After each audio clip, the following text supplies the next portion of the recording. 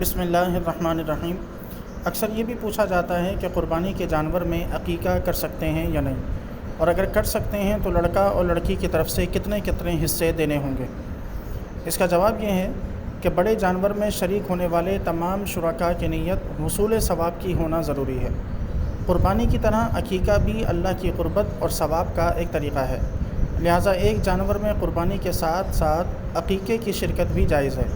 اور بڑے جانور میں عقیقہ رکھنے میں افضل یہ ہے کہ لڑکے کی طرف سے 2 حصے اور لڑکی کی طرف سے 1 حصہ رکھا جائے، اور اگر کسی نے لڑکے کی طرف سے 1 ہی حصہ رکھا جب بھی کوئی حرج نہیں۔ فتاوی امجدیہ میں ہے کہ کتب فقہ میں مصرح ہے کہ گائے یا اونٹ کی قربانی میں عقیقے کی شرکت ہو سکتی ہے۔ تو جب قربانی میں عقیقے کی شرکت جائز ہوئی تو معلوم ہوا کہ گائے یا اونٹ کا ایک جز عقیقے میں ہو سکتا ہے، اور شرع نے ان کے 7ویں حصے کو ایک بکری کے قائم مقام رکھا ہے، لہٰذا لڑکے کے عقیقے میں 2 حصے ہونے چاہیے اور لڑکی کے لیے 1 حصہ یعنی 7واں حصہ کافی ہے۔